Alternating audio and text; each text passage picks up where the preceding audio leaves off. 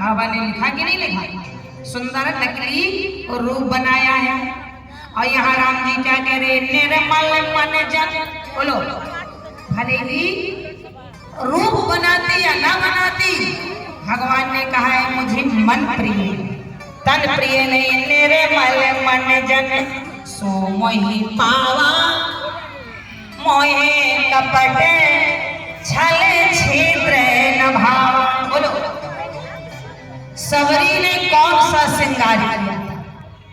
बोलो सबरी ने, माता सबरी ने कौन सा श्रृंगार किया था? कोई श्रृंगार नहीं। अनपढ़ थी, हीन जात से थी, काली कलुटी थी, लेकिन सबरी मैया ने केवल भगवान प्रभु श्री राम का इंतजार किया था। इतना इंतजार कोई कर सकता है?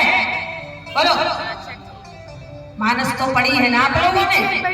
सबरी माता जैसा कोई इंतजार नहीं कर सकता है।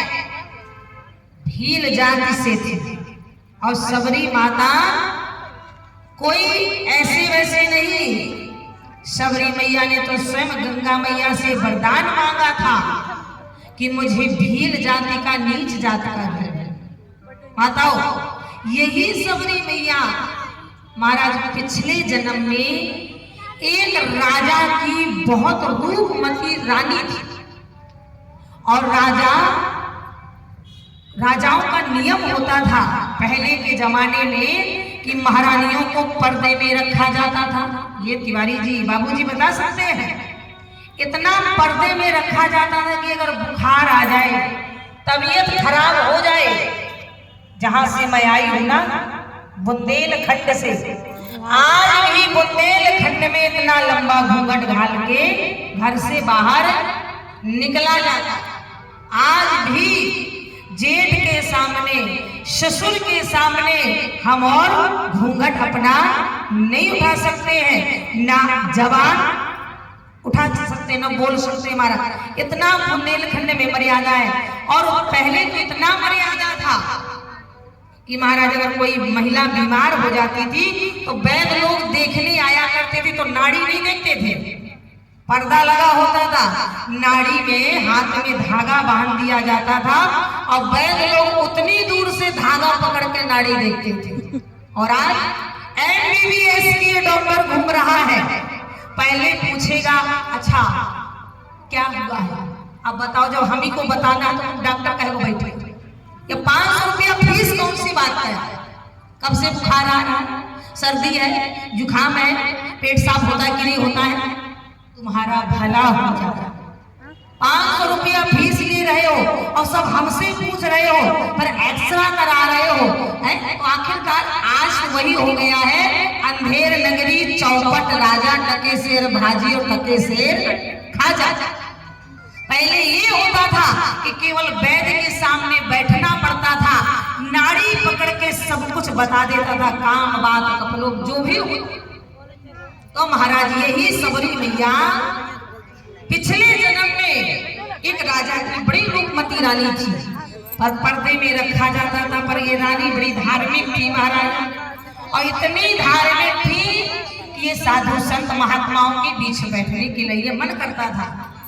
एक बार प्रयागराज में, जैसे हर वर्ष लगता है ना कुंभ में महाराज राजा रानी को लेकर वहां भी पर्दे में रखा गया।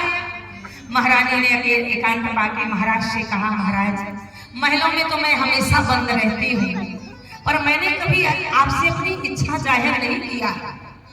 पर हे मेरे पतिदेव, आज ये महारानी आपसे कुछ मांगना चाहती है। क्या?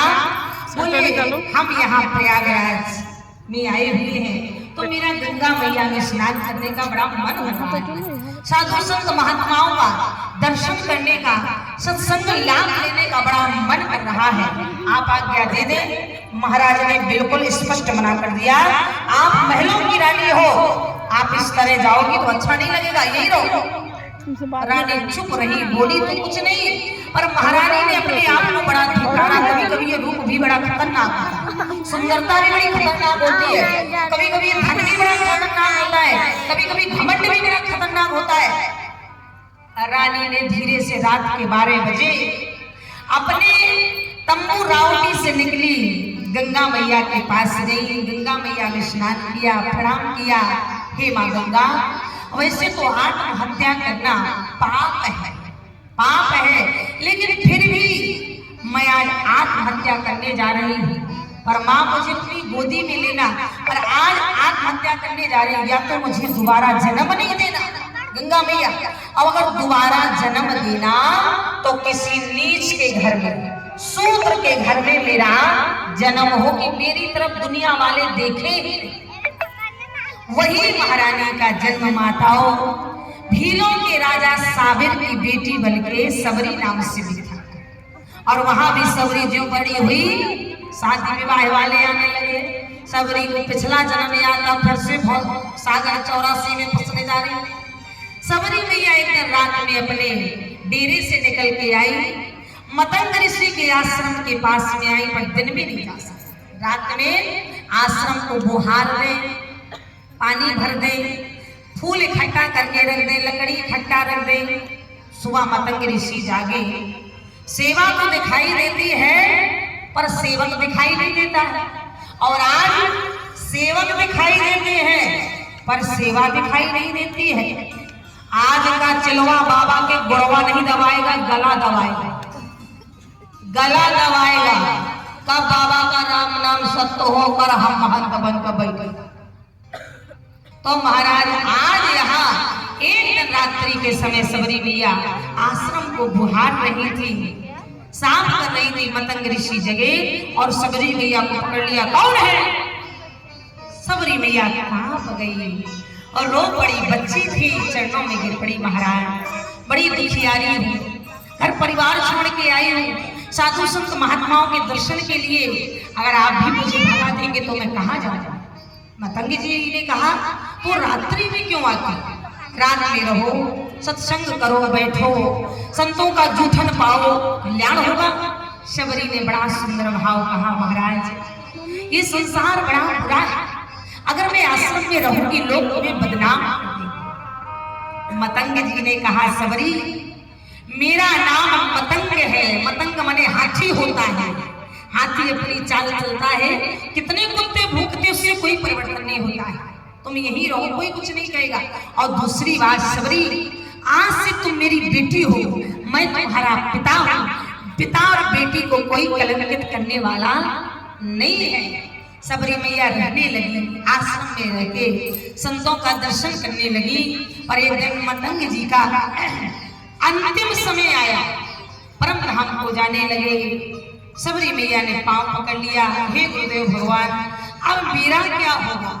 आप तो शरीर छोड़ के जा रहे हो। मतंग जी ने जाते जाते कहा, सबरी तेरा वो होगा जो इतिहास के पन्ने में नाम लिखा जाएगा। क्या? बोले एक दिन जगत नेता जगदाधार अखंड नायक परब्रह्म परमेश्वर परमात्मा मर्यादा पुरुषोत्तम भगवान राम तेरे आश्रम में आएगा। अच्छा तो कब आएंगे?